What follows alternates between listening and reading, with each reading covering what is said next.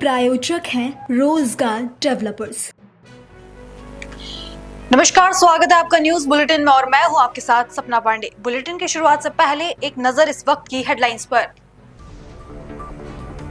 Israel पर Hamas ने फिर की रॉकेट के बौछार हमले के बाद इजरायली आपातकालीन सेवा राहत और बचाव कार्य में जुटी। हमले में एक व्यक्ति घायल। राष्ट्रपति द्रौपदी मुर्मू का 4 दिवसीय विदेशी दौरा। पुर्तगाल के लिस्बन पहुंची राष्ट्रपति मुर्मू। 27 साल बाद भारतीय राष्ट्र पहुंचा पुर्तगाल। ये यात्रा यूरोपीय साझेदारों के साथ बहुआयामी सहयोग को और दे सकती है विस्तार। Stand up comedian Kunal Kamra ने खटखटाया बॉम्बे हाईकोर्ट का दरवाजा। FIR रद्द करने की मांग की। महाराष्ट्र के उप मुख्यमंत्री एकनाथ शिंदे पर की थी कथित रूप से गद्दार की टिप्पणी। टैरिफ वॉर के डर से ग्लोबल मार्केट में हाहाकार। खुलते ही 2600 पॉइंट की बड़ी गिरावट। जापान के निकेई 225 इंडेक्स में 7% से ज्यादा की गिरावट आई। दिल्ली के संजय लेक फॉरेस्ट में लगी भीषण आग। मौके पर पहुंची दमकल की कई गाड़ियां। पुलिस और दमकल विभाग आग लगने के कारणों की जांच में जुटी। तमिलनाडु के रामेश्वरम में प्रधानमंत्री नरेंद्र मोदी ने रामनवमी 2025 के अवसर पर भारत के पहले वर्टिकल लिफ्ट सी ब्रिज न्यू पंबन ब्रिज का उद्घाटन किया और रामेश्वरम तांबरम नई ट्रेन सेवा को हरी झंडी दिखाई, जिसके बाद PM मोदी ने जनसभा को संबोधित किया। येन अंबु तमिल सौंधंगले। तमिलनाडु के राज्यपाल N. रवि जी, केंद्रीय मंत्रिमंडल के मेरे सहयोगी अश्विनी वैष्णव जी, डॉक्टर L. मुरुगन जी,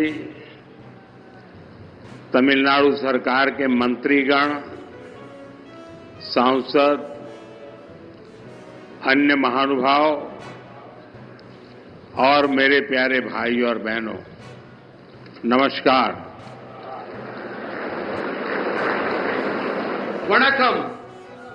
என் அன்பு தமிழ் சொந்தங்களே, தமிழ்நாட்டின் ஆளுநர் RN ரவி அவர்களே, மத்திய அமைச்சரவையின் என் சகாக்களான அஸ்வினி வைஷ்ணவ் அவர்களே, டாக்டர் L. முருகன் அவர்களே, தமிழ்நாடு அரசின் அமைச்சர் பெருமக்களே, நாடாளுமன்ற உறுப்பினர்களே, சான்றோர்களே, பெரியோர்களே, என் நெஞ்சுக்கினிய அன்பு சகோதர சகோதரிகளே, वणक्कम।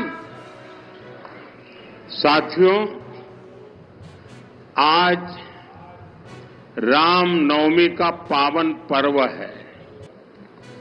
अब से कुछ समय पूर्व अयोध्या में भव्य राम मंदिर में रामलला का सूर्य की किरणों ने भव्य तिलक किया है।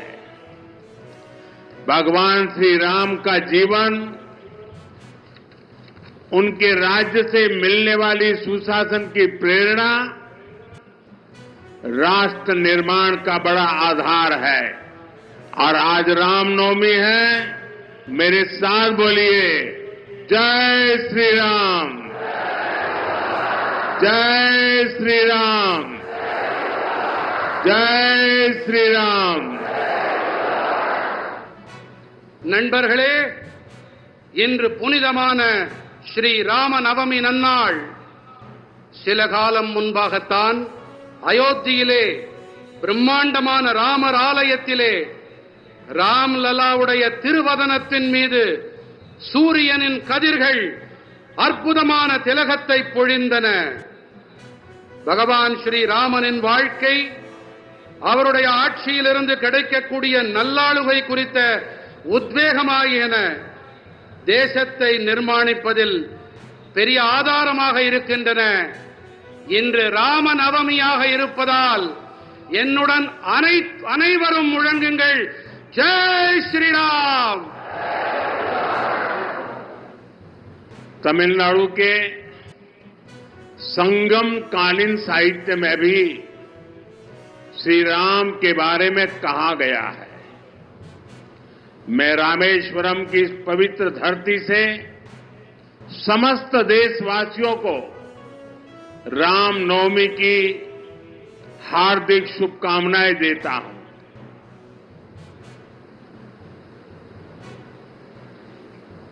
தமிழ்நாட்டின் சங்ககால இலக்கியத்திலும் கூட ஸ்ரீ ராமபிரானை பற்றி கூறப்பட்டிருக்கின்றது. நான் ராமேஸ்வரத்தின் இந்த பவித்திரமான பூமியிலே நாட்டு மக்கள் அனைவருக்கும் ஸ்ரீ ராமநவமியை ஒட்டி என் இதயபூர்வமான நல்வாழ்த்துக்களை தெரிவித்துக் கொள்ளுகிறேன். Friends, I feel blessed that I could pray at the Ramanath Swami temple today. On this special day, I got the opportunity to hand over development project worth 8,300 crore rupees. These rail and road projects will boost connectivity in Tamil Nadu. I congratulate my brothers and sisters in Tamil Nadu for these projects. நண்பர்களே, ராமநாத சுவாமி ஆலயத்தில் இன்று வழிபட்ட போது ஆசிகள் நிரம்ப பெற்றவனாய் நான் உணர்ந்தேன். இந்த விசேஷமான நாளன்று 8,300 கோடி ரூபாய் மதிப்பிலான நலத்திட்டங்களை அர்ப்பணிக்கும் வாய்ப்பு எனக்கு கிடைத்தது. இந்த ரயில் மற்றும் சாலை திட்டங்கள் தமிழ்நாட்டிலே இணைப்பு திறனை வலுப்படுத்தும். இந்த திட்டங்களின் பொருட்டு தமிழ்நாட்டின் என் சகோதர சகோதரிகளுக்கு நான் என் வாழ்த்துக்களை தெரிவித்துக் கொள்ளுகிறேன். Friends, this is the land of Bharat Ratna Dr. Kalam. His life showed us that science and spirituality complement each other. Similarly, the new Pamban Bridge to Rameshwaram brings technology and tradition together. நண்பர்களே, இது Bharat Ratna doctor Kalam அவர்களின் பூமி. அறிவியலும் ஆன்மீகமும் ஒன்றையொன்று நிறைவு செய்பவை என்பது அவருடைய வாழ்வு நமக்கு காட்டுகிறது. அதே போல ராமேஸ்வரத்திற்கான இந்த புதிய பாம்பன் பாலமும் கூட தொழில்நுட்பத்தையும் பாரம்பரியத்தையும் ஒன்று சேர்க்கின்றது. A town that is thousands of years old is being connected by a 21st century engineering wonder. I thank our engineers and workers for their hard work. ஆயிரக்கணக்கான ஆண்டுகள் பழமையான ஒரு நகரம் 21ஆம் நூற்றாண்டின் ஒரு பொறியியல் அற்புதத்தால் இன்று இணைக்கப்பட்டிருக்கின்றது. தங்களுடைய தீவிரமான உழைப்பிற்காக நான் நமது பொறியாளர்களுக்கு என் நன்றிகளை தெரிவித்துக் கொள்ளுகிறேன். This bridge is India's first vertical lift railway sea bridge. Big ships will be able to sail under it. Trains will also be able to travel faster on it. I just flagged off a new train service and also a ship a short while ago. Once again, I congratulate the people of Tamil Nadu for this project. இந்த பாலம்தான் இந்தியாவின் முதல் செங்குத்து தூக்கு ரயில் வழி கடல் பாலம். இதற்கடியிலே பெரிய கப்பல்களாலும் பயணத்தை மேற்கொள்ள முடியும். ரயில்கள் இதன் மீது விரைவாக பயணிக்க இயலும். நான் சற்று நேரம் முன்னதாகத்தான் ஒரு புதிய ரயில் சேவையையும் ஒரு கப்பல் பயணத்தையும் துவக்கி வைத்தேன். இந்த திட்டத்தின் பொருட்டு தமிழ்நாட்டு மக்களுக்கு நான் மீண்டும் என் நல்வாழ்த்துக்களை தெரிவித்துக் கொள்ளுகிறேன். Friends, for many decades there was a demand for this bridge. With your blessings, we got the privilege of completing this work. Pamban Bridge supports both ease of doing business and ease of travel. It will have a positive impact on the lives of the lakhs of people. நண்பர்களே, இந்த பாலத்திற்கான தேவை பல பத்தாண்டுகளாக இருந்து வந்திருக்கின்றது. உங்கள் நல்லாசிகளோடு இந்த பணியை நிறைவு செய்யும் பேறு எங்களுக்கு கிடைத்திருக்கிறது. பாம்பன் பாலம் சுலபமாக வியாபாரம் செய்தல் மற்றும் சுலபமாக பயணம் மேற்கொள்ளுதல் ஆகியவற்றுக்கு ஆதரவாக இருக்கின்றது. பல லட்சக்கணக்கான மனிதர்களின் வாழ்விலே இது ஆக்கப்பூர்வமான தாக்கத்தை ஏற்படுத்தும். The new train service will improve the connectivity from Rameswaram to Chennai and other parts of the country. This will benefit both trade and tourism in Tamil Nadu. New jobs and business opportunities will also be created for the youth.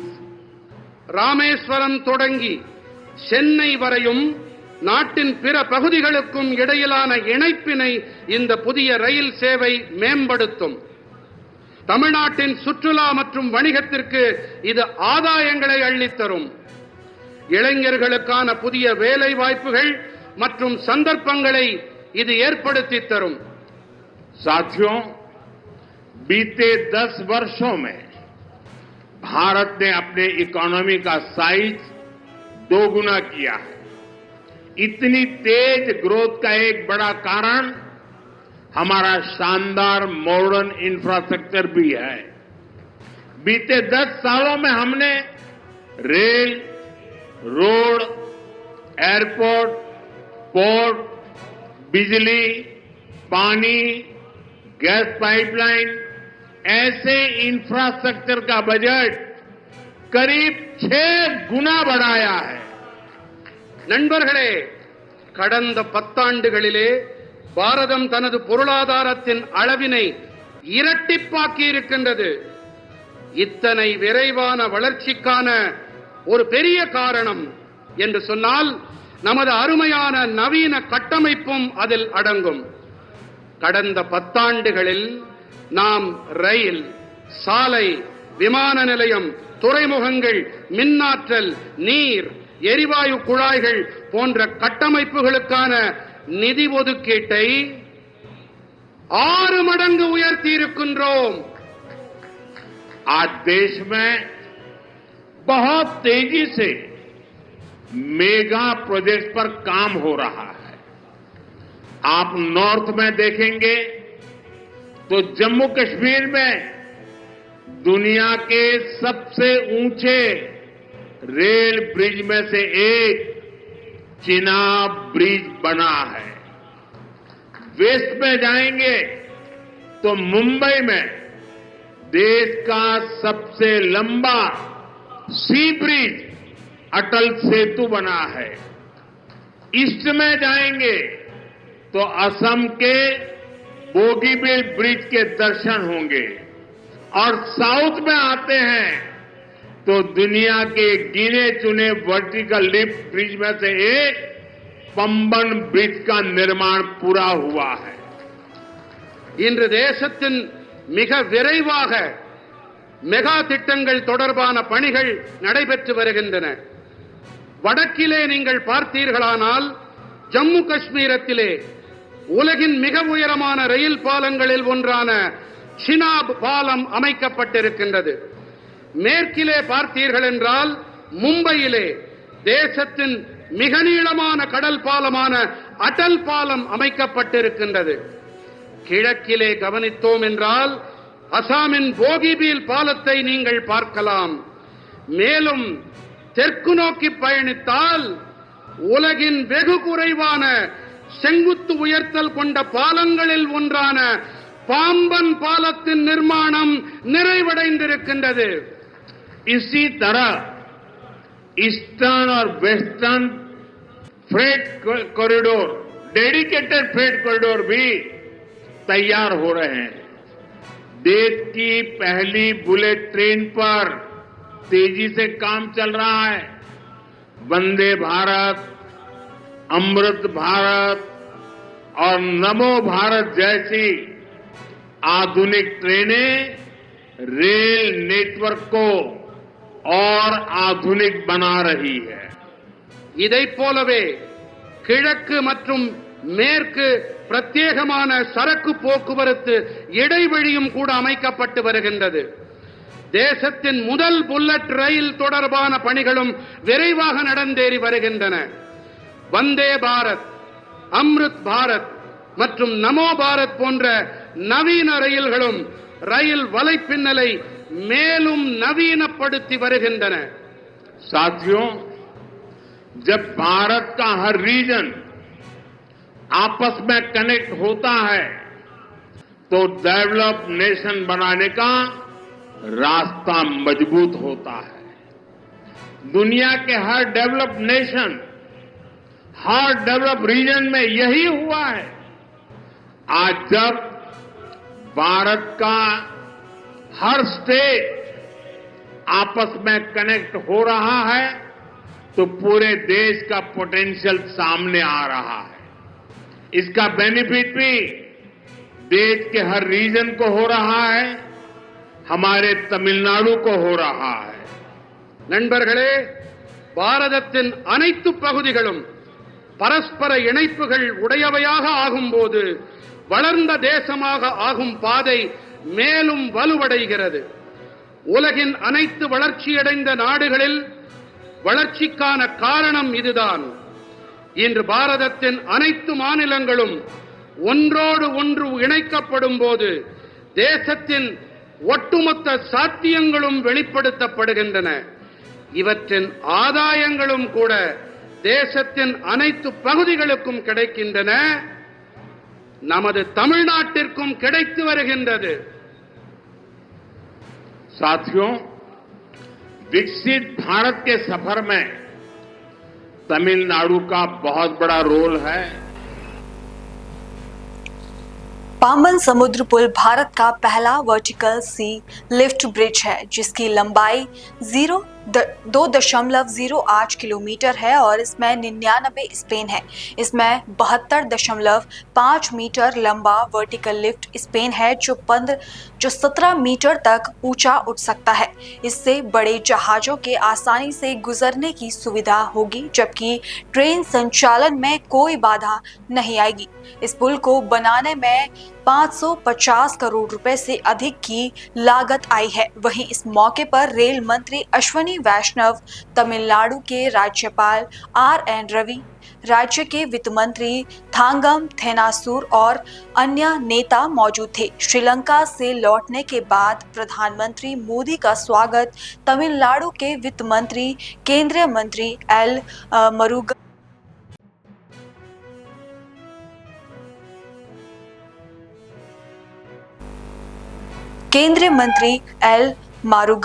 BJP नेता के अन्नामलाई और अन्य वरिष्ठ BJP नेताओं ने स्वागत किया।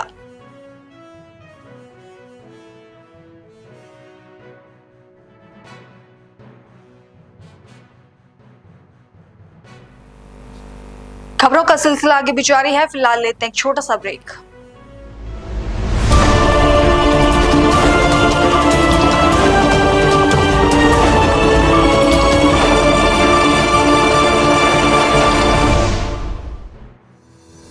रोजगार डेवलपर्स, अ यूनिट ऑफ रोजगार डेवलपर्स एंड प्राइवेट लिमिटेड। घर वहीं जहां हो आपका भरोसा। पिछले 15 सालों से आपके सपनों का घर हमारी प्रतिबद्धता। रोजगार डेवलपर्स का पता है शिमला बाईपास रोड, गणेशपुर, देहरादून। रोजगार डेवलपर्स से संपर्क करने के लिए अभी डायल कीजिए 9897054026 पर या 8433207910 पर।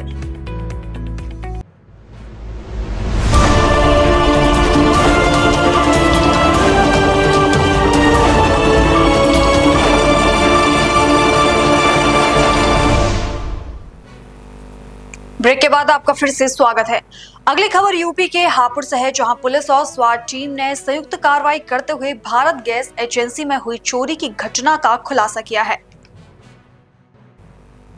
बता दें, पुलिस ने गैस सिलेंडर डिलीवरी मैन समेत 3 शातिर चोरों को गिरफ्तार कर जेल भेज दिया है। आपको बता दें, अभियुक्त के पास से लगभग 50 गैस सिलेंडर और छोटा हाथी गाड़ी भी बरामद की गई है। आपको जानकर हैरानी होगी कि गिरफ्तार अभियुक्त अजीत भारत गैस एजेंसी पर सिलेंडर सप्लाई का काम करता था, जिसने अपने साथियों के साथ मिलकर गैस सिलेंडर चोरी करने की घटना को अंजाम दिया था। देखिए, 20 और 21 मार्च की रात्रि को एक सनसनीखेज घटना हुई थी थाना कपूरपुर क्षेत्र में। भारत गैस के गोदाम से 50 सिलेंडर चोरी हो गए थे और ये पुलिस के लिए एक चैलेंज था। कपूरपुर पुलिस और स्वाट टीम ने दोनों ने इसमें बहुत त्वरित कार्रवाई करते हुए गैंग का पर्दाफाश किया है और 100% बरामदगी करी है।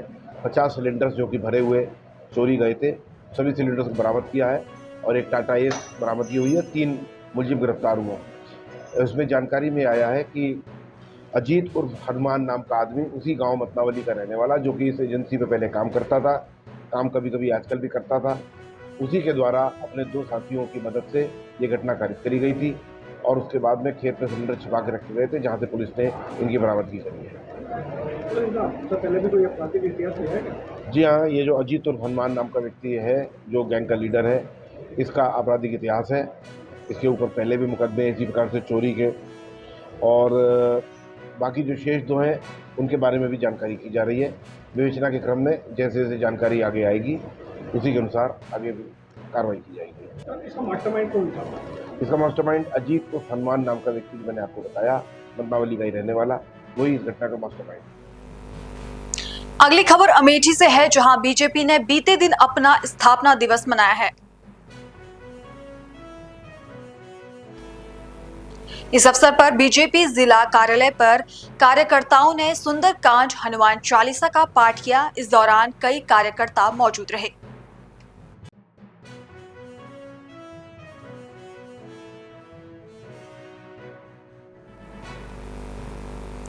बीते दिन पूरे देश भर में रामनवमी का पर्व धूमधाम से मनाया गया। वहीं वलसाड़ के कई हिंदू संगठनों ने भव्य शोभा यात्रा का भी आयोजन किया। शोभा यात्रा के बाद वल्लभ नगर, श्री रामनगर माता मंदिर में आरती भी की गई। इस दौरान पुलिस चौकन्ना रही। नजारा इतना भव्य था कि शोभा यात्रा के दौरान भक्तों में जय श्री राम का जयकारा गूंज रहा था।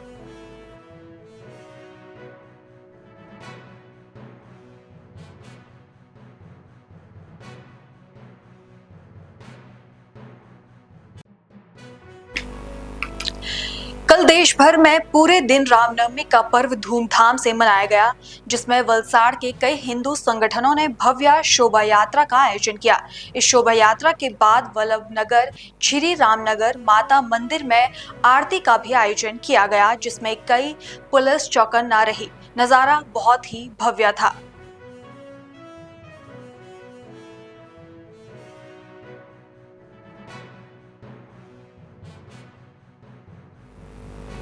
अगली खबर गुजरात के वलसाड़ से है, जहां गोदाम में आग लगने की घटना सामने आई है। आग इतनी तेज थी कि आसपास के गोदामों में भी फैल गई। बताया जा रहा है कि आग खाली प्लॉट में रखे प्लास्टिक और ड्रम में लगी थी। गनीमत रही कि किसी प्रकार की हताहत नहीं हुई। मौके पर दमकल की गाड़ियों ने आकर आग पर काबू पाया और पुलिस आग लगने की घटना की जांच कर रही है।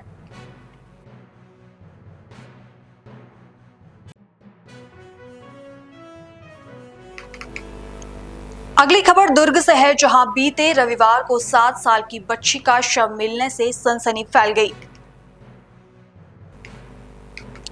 बता दें, बीते दिन उरला क्षेत्र की 7 साल की मासूम बच्ची सुबह घर से कन्या भोजन के लिए निकली थी। शाम तक मासूम बालिका घर नहीं पहुंची, तब घर में खलबली मच गई।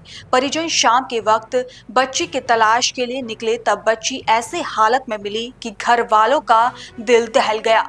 बता दें, मासूम का शव काले रंग की कार में मिला है। बच्ची के शरीर में कई जगह काले निशान भी दिखाई दे रहे थे। पुलिस ने शव को पोस्टमार्टम के लिए और पुलिस ने कार मालिक को हिरासत में लेकर मामले की पूछताछ में जुटी है। नगर पुलिस अधीक्षक दुर्ग चिराग जैन ने कहा कि कार मालिक को पकड़कर पूछताछ में लिया गया है और जल्द ही इस मामले का खुलासा कर लिया जाएगा। जी, एक मामला आया था थाना मोहन नगर में कि एक बच्ची जो है सुबह 10 बजे से गुम है, तो उसके बेस पे अपन कायम कर लगातार पतासाजी कर रहे थे। उसी दौरान बच्ची की लाश यहाँ पर मिली है। अभी विवेचना जारी है, जांच जारी है। प्रथम दृष्टि में क्या लग रहा है? अब जांच के बाद ही पता चलेगा। अभी तो यहीं पर है घटना स्थल में, वरिष्ठ अधिकारी गए हैं, उसके बाद ही क्लियर। यही पर कार खड़ी थी। अभी कौन बताया कि कार में है? वही एक लड़का, वो बादल जो बोल रही हूँ ना, उसी का। तो वो बंद हुई क्या कार बंद थी भैया, उसका कार है तो लॉक होगा ना भाई। जिसका कार है और जिसका कार है वही ना खोलेगा लॉक को, हम तुम थोड़ी ना खोल सकते। लड़का बताया रही वो यही रहती है आसपास। तो कहा रहे थे हम नहीं जाना, कार तो नहीं जाना। तो वो क्या काम करता है बादल? बादल का 3-4 ठो कार है, यहीं पर खड़े रहता सब कार मालूम।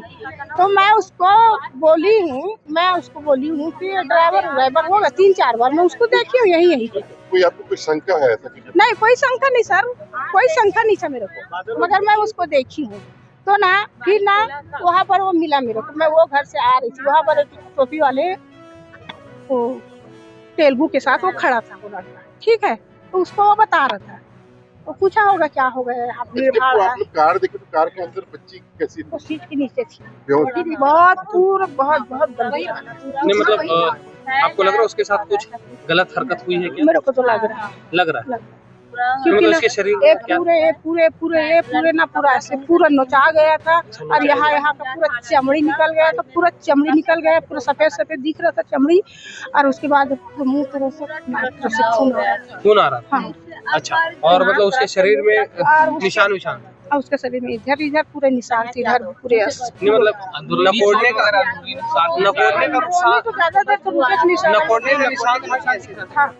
और पूरा ऐसे किए जी। क्या आप अपना नाम बताइए? और ऐसे पूरा हाथ पैर पूरा ऐसे अकड़ गया था, पैर उसका पैर एक तो ऐसे हो गया था, ऐसे सीधा नहीं हो रहा था। ठीक है, अपना नाम बताइए। मीना यार। बुलेटिन में अब बात करेंगे खेल की खबरों की। आईपीएल में कल खेले गए मुकाबले में गुजरात टाइटंस ने सनराइजर्स हैदराबाद को उसके घर में 20 गेंद शेष रहते 7 विकेट से हरा दिया। प्लेयर ऑफ द मैच बने मोहम्मद सिराज ने बेहतरीन गेंदबाजी का प्रदर्शन किया और सिर्फ 17 रन देकर 4 विकेट हासिल किए। भारतीय मुक्केबाज हितेश ने ब्राजील के फौजिया दो इग्वासू में आयोजित विश्व मुक्केबाजी कप में स्वर्ण पदक जीत लिया। भारत ने कुल 1 स्वर्ण और 1 रजत सहित 6 पदक अपने नाम किए। हितेश ने 28 भार वर्ग में ये स्वर्ण पदक जीता और अपने अच्छे प्रदर्शन का श्रेय टूर्नामेंट से पहले ब्राजील में आयोजित 10 दिवसीय शिविर को दिया, जिससे उन्हें और टीम को बहुत मदद मिली। पेरिस सेंट जर्मन ने अपना दबदबा कायम रखते हुए रिकॉर्ड 13वीं बार फ्रेंच लीग 1 का खिताब अपने नाम कर लिया। पीएसजी ने ये खिताब लीग के 6 मैच रहते जीता और उसके लिए विजयी गोल डेजियार दाऊ ने दिया।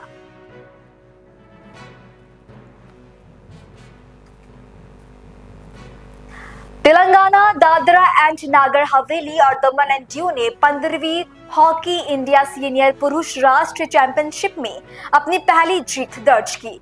तेलंगाना ने उत्तराखंड पर 4-0 से जीत दर्ज की। वहीं एक अन्य मुकाबले में दादरा एंड नगर हवेली तथा दमन एंड दीव ने असम को 2-1 से पराजित किया। आपको बता दें कि मेजर ध्यानचंद हॉकी स्टेडियम में आयोजित किया जा रहा है ये पुरुष टूर्नामेंट 3 डिवीजन के नए प्रारूप में खेला जा रहा है।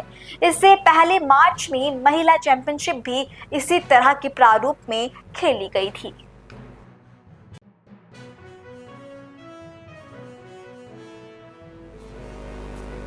और इस खबर के साथ ये बुलेटिन नहीं समाप्त होता है। देश और दुनिया की बाकी तमाम खबरों के लिए आप देखते रहे पल्स 24 न्यूज। नमस्कार। इस प्रोग्राम के प्रायोजक थे रोजगार डेवलपर्स।